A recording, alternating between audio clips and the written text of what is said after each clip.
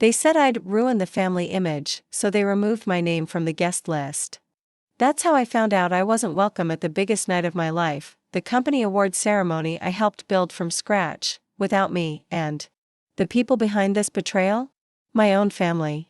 If this story already has your blood boiling, hit that subscribe, drop a like, and share it with someone who loves a good revenge twist. You won't believe what happens next. I stood outside the venue that evening, dressed in the same black heels I wore when I first pitched the company idea to my dad in our garage. Back then, no one believed in me, except me. I built the operations, recruited the first sales team, and even closed our first $1 million deal.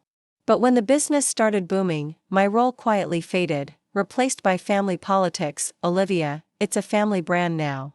You should stay out of the spotlight. My mother said 2 weeks ago. I laughed. But I am the reason there's any spotlight to begin with. Turns out, they didn't like that. Turns out, they wanted all the credit, and that's when I discovered I was banned from the ceremony. They didn't say it outright. Instead, I got a last-minute message from my cousin Jason, just letting you know. The final list's been approved. There's limited seating, sorry. Limited seating? The venue held 800. It wasn't about space. It was about erasing me. The final blow came when I saw the official company Instagram post, celebrating founders' legacy, Richard, Linda, and Jason. No mention of me. No picture of me, just the same people who once told me, you're just good at admin. Let the real players handle the strategy. I'd built our logistics system from scratch. I'd been the one to stay up 72 hours straight when our software crashed before launch. I'd been the one cold calling partners from my college dorm. But they had pushed me out, and they were celebrating it. I stood outside, ignored and humiliated. I opened my phone and reread the email I drafted 3 days earlier. A single message. Just one. Not out of anger. Out of strategy, because what they didn't know was, the biggest deal in company history, the one I brought in silently, was tied to me, and without my sign-off, it would collapse. I hit send. 10 seconds. Later, Jason ran out of the building, pale and shaking. Jason's eyes locked onto mine like I had just dropped a live grenade. He stormed across the parking lot, tie flapping, panic all over his face. What the hell did you do, Olivia? He hissed. You just tanked the Borden Tech merger. I didn't blink. No. You did, when you cut out the person who secured that deal. 3 weeks ago, I had worked behind the scenes with Borden Tech's CEO, Anthony Reed. I'd convinced him to choose our company over 2 larger competitors. He made it clear, the deal hinged on me staying as director of operations. No. Olivia.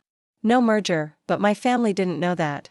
Because while they were busy planning speeches and red carpet entries, I was busy putting my name on every dotted line that mattered. I'll fix this, Jason stammered, dialing Anthony in front of me. No need, I said coolly, holding up my phone.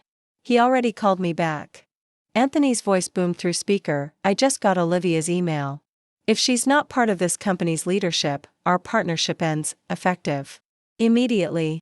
Jason's jaw dropped. Inside the venue, I could see my parents on stage.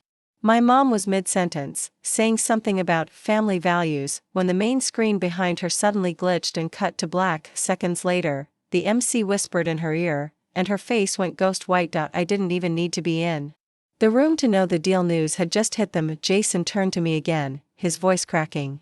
You can't do this to us. Your family. I raised an eyebrow. Funny, that didn't matter when you erased me. He reached out as if to beg, but I stepped back.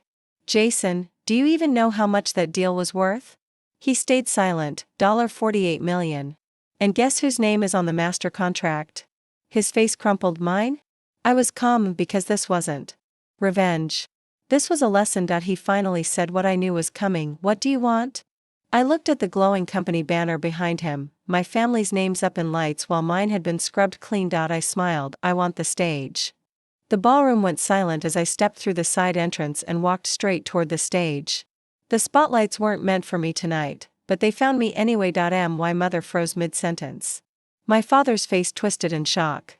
The applause faded into a sea of whispers as the crowd turned to stare. Ladies and gentlemen, I said into the mic, there's been a small change to tonight's program. The MC panicked. This segment isn't scheduled. I leaned in, calm as ice. Don't worry. I own the segment now.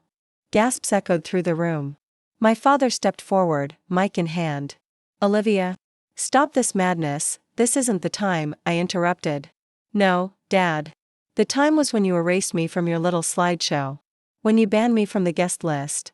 When you gave credit to everyone but the one person who built the foundation of this company while you were busy decorating the office. My voice didn't shake.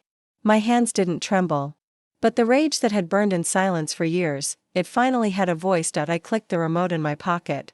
The presentation screen behind me lit up, this time, not with their polished highlight reel, but with facts, slide after slide. My first sales pitch to our biggest investor, my name on the original business license, emails showing I negotiated the Borden Tech merger, my private agreement with Anthony Reid. The room was frozen. Some jaws dropped. Some phones came out to record. My mom tried to laugh it off. Sweetheart, this isn't how family handles things. No, Mom.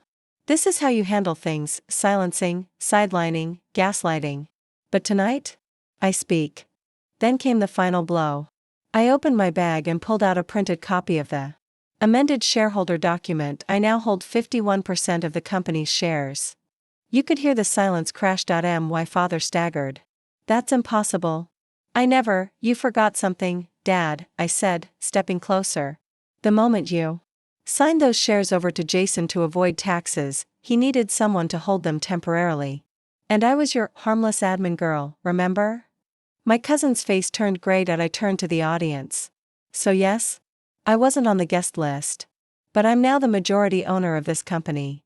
A beat, then, applause erupted, from the employees who knew the truth, from the investors who watched the mess unfold, and from the clients who had only ever trusted me anyway. My father looked like he was about to collapse.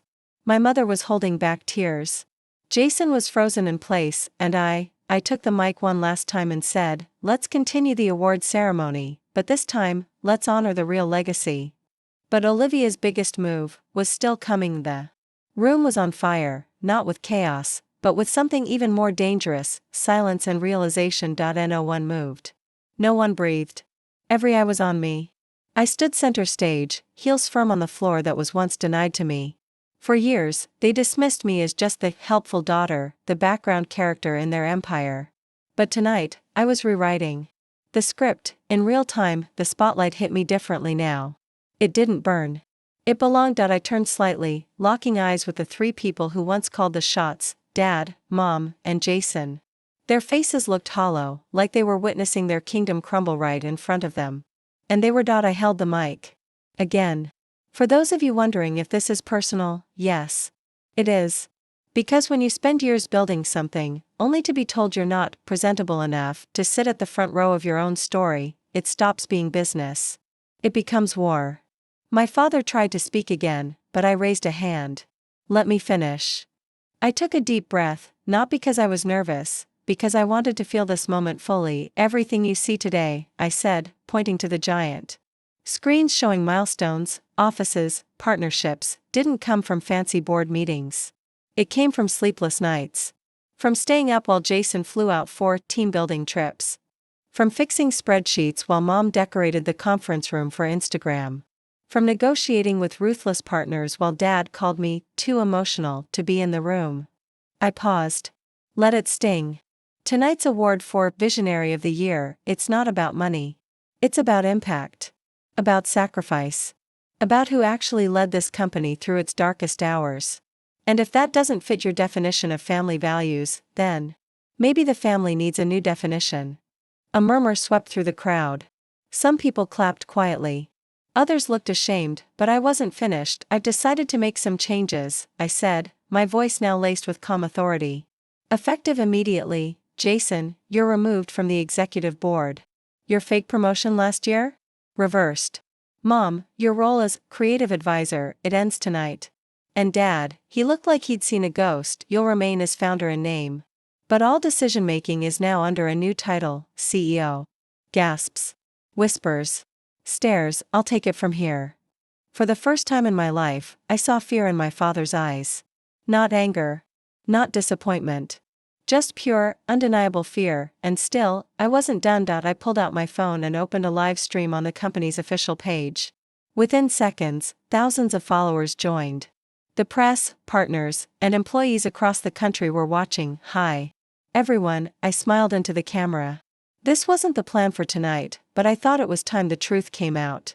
I'm Olivia Monroe, co-founder, former operations head, and as of now, the CEO of Monroe Global. I turned the phone slowly toward the crowd, showing their stunned faces. I was banned from this award ceremony. But now, I'm rewriting what the word deserve really means. My phone buzzed midstream. A text, "Anthony Reed, press is picking it up. You just made history." I ended the stream with a single line: "To anyone who's ever been pushed aside, let them underestimate you. And then let your success speak so loudly, it drowns out their names." The crowd rose in a standing ovation, but even as the applause roared, I knew, my final move hadn't dropped yet. That email? It wasn't just about the merger. It had something else attached, and when the media found out, the entire company's image would flip overnight. The next morning, the entire company woke up to a storm. News outlets exploded with headlines: CEO shakeup at Monroe Global after secret founder reveals truth. Olivia Monroe, the hidden force behind a $48 million empire. Banned from ceremony, now she runs it. But the real fire started when the second part of my email leaked. The one nobody saw coming, attached to the same message that killed the merger, was a full audit report, one I'd been quietly compiling for 8 months. It exposed fake travel expenses, hidden accounts under Jason's name, and backdoor vendor payments signed off by my father. Money that should have gone into employee bonuses, rerouted to luxury retreats and private expenses labeled executive strategy offsites. The report didn't just cause panic inside the company. It triggered an investigation. By noon, 3 regulatory officers were already at headquarters. And by 5 p.m., both Jason and my father were escorted out of the building, with cameras flashing, reporters shouting, and employees watching. The same building where I was once told to stay in the back and keep quiet, because I was just good at admin. And now, I sat in the corner office, glass walls reflecting the skyline, with my name etched in gold on the door: Olivia Monroe, CEO and co-founder. HR sent me messages all day, employees thanking me, telling me how long they'd suffered under fake promotions and silent favoritism. For the first time, they felt seen, protected, led. But I wasn't done leading. I wanted to rewrite everything they broke. So I restructured the leadership team, promoting the people who stayed late, worked hard, and never got the credit. I doubled maternity benefits, launched a scholarship fund in the company's name, for women in tech, named the Olivia Initiative, and on Friday, I hosted a company-wide town hall. In front of 700 employees and live stream viewers, I said one final truth: I was never angry they didn't clap for me. I was angry they thought I didn't deserve the stage. But the thing about real power? You don't need to scream for it. You just build until they can't deny you. Tears. Cheers. Standing ovation. Later that evening, my mother sent me a single text: "I don't agree with how you did it, but you were right." I didn't reply. I didn't need to. The silence said everything, because in the end, they tried to cut me out of the story, but they forgot. I was the story, the underdog, the forgotten daughter, the woman they banned from the ceremony, who now owned the company they stood on, and all it took was one email.